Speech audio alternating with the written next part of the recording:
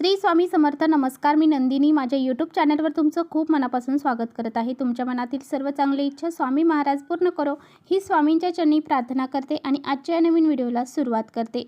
तर उद्या वार आहे सोमवार, दिनांक आहे 12 मे आणि या दिवशी आलेली आहे वैशाख पौर्णिमा. या पौर्णिमेला बौद्ध पौर्णिमा असंही म्हटलं जातं. तर पहा, प्रत्येक महिन्यामध्ये पौर्णिमा तिथी येते, परंतु प्रत्येक पौर्णिमेचं महत्त्व हे वेगवेगळं असतं. वर्षभरामध्ये 12 पौर्णिमा येतात, परंतु ही जी वैशाख पौर्णिमा आहे हिचं महत्त्व खूप अधिक पटीने सांगितलं आहे. वैशाख पौर्णिमा ही भगवान विष्णू आणि माता लक्ष्मी यांना समर्पित आहे. ही पौर्णिमा वैशाख महिन्याच्या शेवटच्या दिवशी येते. हिंदू धर्मात या पौर्णिमेचं महत्त्व जे आहे तर ते खूप अधिक सांगितलं गेलेलं आहे.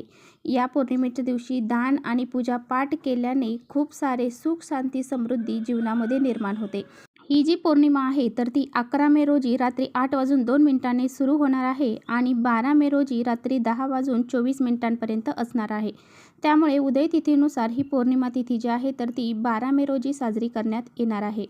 वैशाख महिन्याच्या पौर्णिमा तिथीला श्री विष्णूंचा 9वा अवतार मानले जाणारे गौतम बुद्धांचा जन्म झाला आणि याच पौर्णिमेच्या दिवशी गौतम बुद्धांना बुद्धित्वाची प्राप्ती झाली.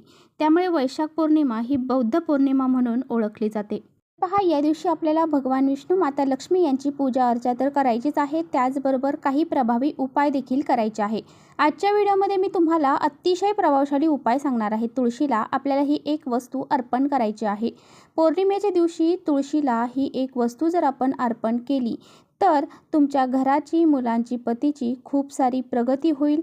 त्याचबरोबर तुमच्या घरामध्ये किंवा तुमच्या आसपास तुमचा एखादा शत्रू असेल तर तो शत्रू देखील तुमच्या पुढे गुडघे टेकवेल, तुमच्या पुढे लोटांगण घालेल, इतका हा प्रभावशाली उपाय आहे. तुमच्या घरामध्ये जी इडापिडा आहे, संकट, अडचणी ज्या आहेत त्या दूर होऊन जातील आणि घरामध्ये लक्ष्मी प्राप्ती होईल.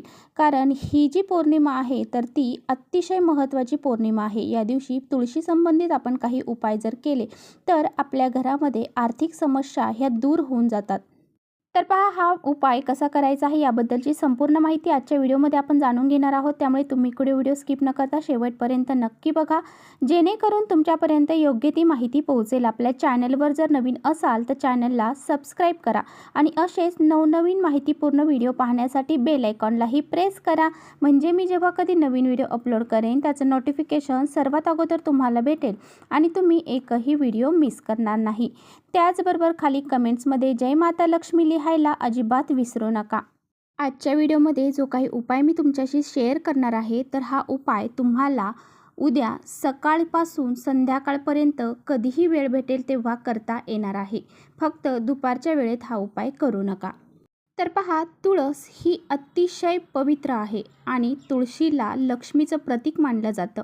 तुळस ही भगवान श्री हरी विष्णूंना अतिशय प्रिय आहे. जोपर्यंत त्यांच्या नैवेद्यामध्ये तुळशीपत्र अर्पण केले जात नाही तोपर्यंत भगवान विष्णू जे नैवेद्य आहे तो ग्रहण करत नाही आणि एकादशीच्या दिवशी तुळशीपत्र हे भगवान विष्णूंना अर्पण केलं जातं. ज्या ठिकाणी तुळस असते त्या ठिकाणी सकारात्मक लहरी निर्माण होतात. त्या ठिकाणची जी नकारात्मकता आहे तर ती नष्ट होऊन जाते. ज्या घरासमोर तुळस असते त्या घरामध्ये कधीही सुख, शांती, समृद्धी ही कमी होत नाही. तर पहा, बऱ्याच वेळा काय होतं की तुळशी संदर्भात आपण खूप चांगली तुळशीची काळजी घेतो, एकदम लहान मुलाप्रमाणे काळजी घेतो, परंतु कधी काय होतं की ती तुळस जळते. तर अशा वेळेस पहा, ती तुळस जर आपली सारखी जळत असेल तर समजून जा की तुमच्या घरावर काहीतरी मोठं संकट येणार होतं आणि ते तुळशी मातेने स्वतःवर घेतलं आहे. आणि त्या उलट ज्या घरामध्ये तुळस ही अगदी टवटवीत हिरवी बहरलेली असते त्या घरामध्ये कधीही सुख, शांती, समृद्धी ही कमी होत नाही. त्या घरामध्ये आनंदी वातावरण असते. तर पहा, तुमच्या घरामध्ये जर काही आर्थिक समस्या असतील, तुम्हाला पैशासंबंधित काही अडचणी आहेत, पैसे आले की घरातून लगेच बाहेर निघून जातात, कोणत्या ना कोणत्या मार्गाने ते बाहेर जातात आणि आपल्या घरामधली जी लक्ष्मी आहे, जे पैसे आहेत तर ते टिकत नाही. तर यालाच असं म्हणतात की घरामध्ये लक्ष्मी न टिकणे. असं जर तुमच्या घरामध्ये होत असेल तर तुम्हाला हा तुळशी संदर्भात उपाय जो आहे तर तो आवर्जून करायचा आहे. त्याचबरोबर तुमचा एखादा शत्रू आहे आणि तो शत्रू तुमची घराची प्रगती होऊ देत नाही, तुमच्या घराची प्रगती झालेली त्याला खपत नाही, म्हणजे त्याला जळजळ होते आणि तो आपली प्रगती होऊ नये म्हणून भरपूर प्रयत्न करत असतो. अशा शत्रूंचं सुद्धा नाश होण्यासाठी तुम्हाला हा प्रभावी उपाय करायचा आहे.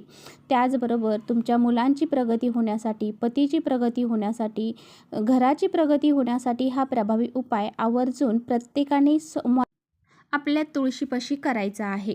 तर पहा, उपाय करण्यासाठी तुम्हाला काय करायचं आहे. तुम्हाला एक दिवा घ्यायचा आहे. दिवा हा तुम्हाला कोणताही तुम्ही घेऊ शकता, परंतु मातीचा दिवा घेतला तर अतिउत्तम राहील. कारण मातीचा दिवा पंचतत्वापासून मातीचा दिवा हा तयार होत असतो. त्यामुळे मातीच्या दिव्यामध्ये सकारात्मक लहरी ह्या जास्त प्रमाणात असतात. एक मातीचा दिवा घ्या, त्यामध्ये तुम्हाला थोडंसं गाईचं शुद्ध तूप टाकायचं आहे. आता बघा, तुम्हाला काय करायचं आहे. त्या दिव्यामध्ये 2 वातींची एक वात करून घालायची आहे. शुद्ध गाईचं तूप घालायचं आहे. एक प्लेट घ्यायची आहे. प्लेटमध्ये थोडेसे तांदूळ ठेवायचे आहेत. त्यावरती हा दिवा तुम्हाला ठेवायचा आहे. त्याचबरोबर तुम्हाला काय करायचं आहे, तुम्हाला चना डाळ जी आहे, म्हणजेच हरभऱ्याची डाळ जी आहे, तर त्याचे 11 दाणे तुम्हाला घ्यायचे आहेत. चना डाळ जी आहे तर ती विष्णूचं स्वरूप मानलं जातं आणि पौर्णिमेच्या दिवशी चना डाळ ही आपल्याला ह्या उपायासाठी घ्यायच्या आहेत. 11 चण्याची डाळ घ्यायची आहे आणि त्यानंतर तुम्हाला काय करायचं आहे, एक तांब्याचा पाण्यात कलश भरून घ्यायचा आहे. त्यामध्ये थोडीशी हळद तुम्हाला टाकायची आहे. थोडंसं गाईचं कच्चं दूध त्यामध्ये टाकायचं आहे. आता ह्या सर्व वस्तू घेऊन तुम्हाला तुमच्या तुळशीपाशी जायचं आहे. तुळशीपाशी गेल्यानंतर तुळशीची तिथे तुम्हाला हे जल जे आहे तर ते अर्पण करायचं आहे. सर्वात अगोदर दिवा प्रज्वलित करायचा आणि त्यानंतर तुम्हाला हे जल अर्पण करायचं आहे. आपल्याला तिथे आसन टाकून बसायचं आहे. दिव्याला हळद कुंकू वाहायचं आहे. ही चण्याची डाळसुद्धा तुम्हाला घेऊन बसायचं आहे. त्यानंतर तुम्हाला तिथे बसून तो चण्याची डाळ जी आहे तर ती एका वाटीत घ्यायची.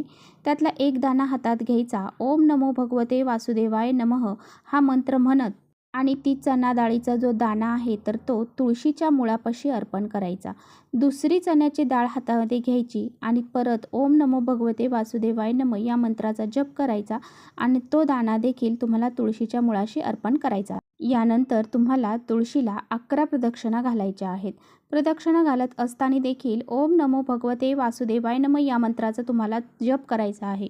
यानंतर तुम्हाला तिथेच माता लक्ष्मीसमोर म्हणजेच तुळशीसमोर बसायचं आहे. एक वेळा व्यंकटेश स्तोत्राचं पठण करायचं आहे. एक वेळा तुम्हाला आणि एक वेळा श्री सुक्ताचं पठण तुम्हाला तिथे बसून करायचं आहे. ह्या 2 सेवा ज्या आहेत तर त्या माता लक्ष्मीच्या अगदी उच्च कोटीच्या सेवा आहेत. ह्या 2 सेवा तुम्हाला तिथे बसून करायच्या आहेत. तर पहा, हा जो उपाय आहे तर हा नक्की करून पहा. उद्याचा दिवस अतिशय महत्त्वाचा आहे. वैशाख पौर्णिमा या दिवशी हा उपाय करण्याला विशेष महत्त्व दिलं जातं आणि पौर्णिमेच्या दिवशी माता लक्ष्मी ही पृथ्वी तलावरती जागृत अवस्थेमध्ये असते आणि ती जेव्हा जागृत अवस्थेमध्ये पृथ्वी तलावरती भ्रमण करते तेव्हा तिचे उपासना करणाऱ्यांना ती धनधान्य समृद्धी प्रदान करत असते. त्यामुळे हा उपाय तुम्हाला नक्की करायचा आहे. सुतक असेल तर तुम्हाला हा उपाय करता येणार नाही. पिरियड्स असतील तर घरातील इतर व्यक्तीने जरी हा उपाय केला तरी चालेल. तर चला, इथेच थांबवते. माझा व्हिडिओ आवडला असेल तर नक्की लाईक करा. चॅनलवर नवीन असाल तर चॅनलला सबस्क्राईब करा. परत भेटूया अशा छानशा व्हिडिओसोबत. तोपर्यंत श्री स्वामी समर्थ.